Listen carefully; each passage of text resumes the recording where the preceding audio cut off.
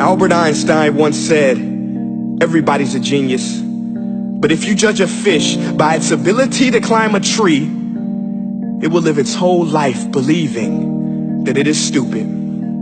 Ladies and gentlemen of the jury, today on trial we have modern day schooling. Glad you could come. Not only does he make fish climb trees, but also makes them climb down and do a 10-mile run. Tell me, school, are you proud of the things you've done? Turning millions of people into robots, do you find that fun? Do you realize how many kids relate to that fish? Swimming upstream in class, never finding their gifts, thinking they are stupid, believing they are useless? Well, the time has come, no more excuses. I call school to the stand and accuse him of killing creativity, individuality, and being intellectually abusive. He's an ancient institution that has outlived his usage. So, Your Honor, this concludes my opening statement, and if I may present the evidence of my case, I will prove it. Proceed. Exhibit A. Here's a modern-day phone. Recognize it? Here's a phone from 150 years ago. Big difference, right? Stay with me. Here's a car from today, and here's a car from 150 years ago. Big difference, right? Well, get this. Here's a classroom of today, and here's a class we used 150 years ago. Now, ain't that a shame? In literally more than a century, nothing has changed. Yet you claim to prepare students for the future? But with evidence like that, I must ask, do you prepare students for the future or the past? I did a background check on you and let the record show that you were made to train people to work in factories, which explains why you put students in straight rows, nice and neat, tell them sit still, raise your hand if you want to speak, give them a short break to eat, and for 8 hours a day tell them what to think.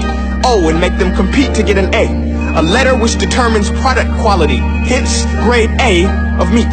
I get it.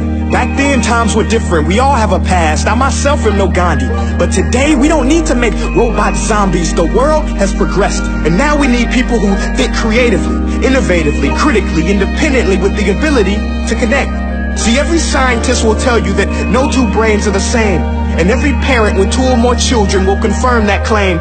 So please explain why you treat students like cookie-cutter frames or snapback hats, giving them this one-size-fits-all crap. Watch your language. Sorry, Your Honor, but if a doctor prescribed the exact same medicine to all of his patients, the results will be tragic. So many people will get sick, yet when it comes to school, this is exactly what happens, this educational malpractice, where one teacher stands in front of 20 kids, each one having different strengths, different needs, different gifts, different dreams, and you teach the same thing the same way? That's horrific. Ladies and gentlemen, the defendant should not be acquitted. This may be one of the worst criminal offenses ever to be committed. And let's mention the way you treat your employees. Objection. Overruled. I want to hear this. It's a shame. I mean, teachers have the most important job on the planet, yet they're underpaid? No wonder so many students are short-changed. Let's be honest. Teachers should earn just as much as doctors, because a doctor can do heart surgery and save the life of a kid. But a great teacher can reach the heart of that kid and allow him to truly live. See, teachers are heroes that often get blamed, but they're not the problem. They work in a system without many options or rights. Curriculums are created by policymakers, most of which have never taught a day in their life. Just obsessed with standardized tests. They think bubbling in a multiple choice question will determine success. That's outlandish. In fact, these tests are too cruel to be used and should be abandoned, but don't take my word for it. Take Frederick J. Kelly, the man who invented standardized testing, who said, and I quote, "These tests are too cruel to be used and should be abandoned." Ladies and gentlemen of the jury, if we continue down this road, the results will be lethal. I don't have much faith in school, but I do have faith in people. And if we can customize healthcare, cars, and Facebook pages, then it is our duty to do the same for education, to upgrade and change and do away with school spirit, because that's useless. Unless we're working to bring the spirit out of each and every student, that should be our task.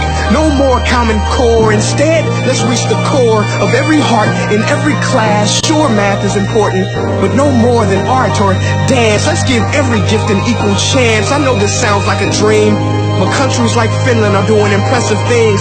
They have shorter school days, teachers make a decent wage, homework is non-existent, and they focus on collaboration instead of competition. But here's the kicker, boys and girls. Their educational system outperforms every other country in the world.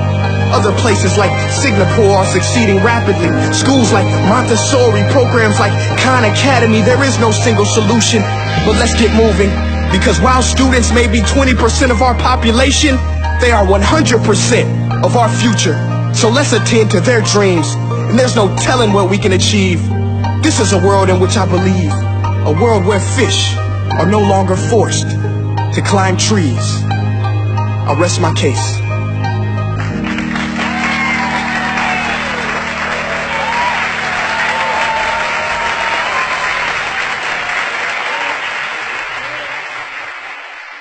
Hey guys, my name is Prince EA, and I want to say thank you so much for watching my video. But now, I want to know what you think. How can we together create a more efficient, effective, and just better future of learning? I want you to visit nestday.com/preorder the future and share your thoughts and ideas on the topic. Peace.